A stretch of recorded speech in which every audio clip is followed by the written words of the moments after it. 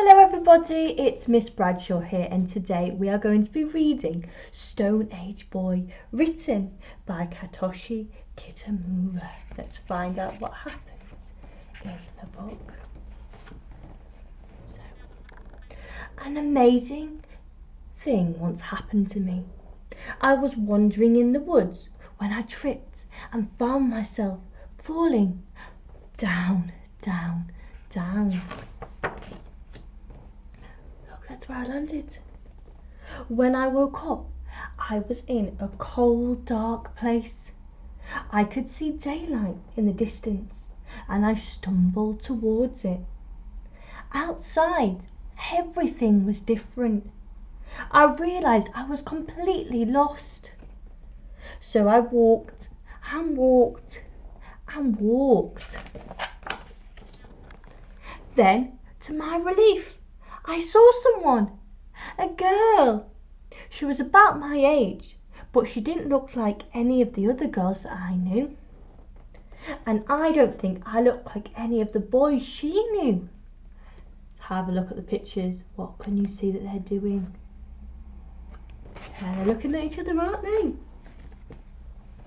She took me to her home to meet her family.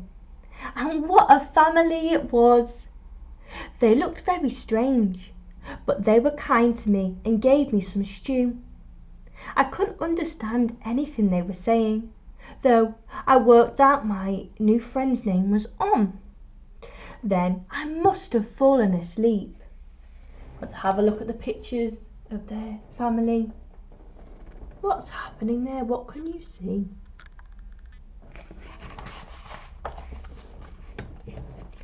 The next morning, showed me around the camp. Everyone seemed busy and had a job to do. Over the next few days, I saw so much I'd never seen before. People had no knives and forks, no plastic, not metal even.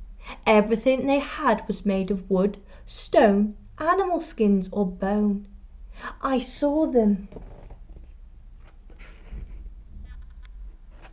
Then I saw them making fire, making tools, preparing and using animal skins. Lots of different things. I'm going to read the making fire one first. By striking flint stones together or turning a wooden drill. Fire is used for cooking, to keep warm, and sometimes to scare animals. I saw them making tools. The flints are chipped, trimmed and sharpened, and then made into knives, spearheads and scrapers for cleaning animal skins. I had to go, but it was very difficult. Making tools. Tools are used to make wood, antlers and bones into bowls, spears and ornaments. Cut a slice of bone, sharpening it on a grindstone, piercing a hole. It's a sewing needle. And the ornaments, using a throwing stick, you can throw a spear faster and further. And preparing and using animal skins, skinning a deer, scraping the hide clean, drying it, cutting it, piercing holes and sewing it together. Preparing and cooking food, using skins to repair a tent, cutting meat, drying fish, smoking meat, boiling soup by putting a red hot stone into a leather bag, and grilling meat. And you have a look at those pictures that illustrates everything that happens and what they did in the Stone Age time. There's lots of different things. One afternoon, we went to the river. The little ones picked berries and nuts, but and I watched the men fishing. They held their pointed spears high and stood as still as trees. Then, suddenly, swoosh! Their spears dropped down like lightning and came up again, spiking wriggling silver fish. Suddenly, a boy ran up, shouting and pointing to the hills. At once, several people grabbed their spears and followed him. And I followed them. Slowly, we crept forward until we saw A reindeer! It was standing alone, munching the grass. At a signal, the others turned towards it, yelling and throwing their spears. And I didn't have any spears, but we yelled anyway. It was so exciting. A spear caught the reindeer in its side, and it fell to the ground. That was the night we had a party to celebrate. We cooked the reindeer over a great fire, and there was music and dancing. I joined in on air guitar.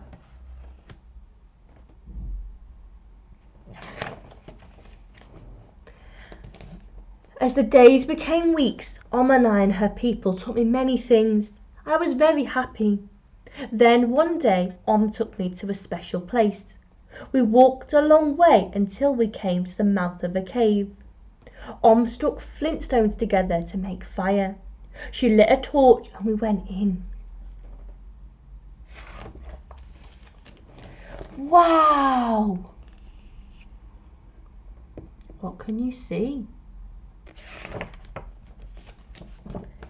It took me a moment to realise that the animals were only paintings. In the flickering light of the torch, they looked real, as if they were running all around us. Went over to the tools and paints the artist had left and began to draw. Suddenly, I saw something move in the darkness. It was a bear! A big, furious cave bear. I shouted at to run and turned to face the bear with my spear. I felt very small. Suddenly, the ground gave away, and I found myself falling down, down, down.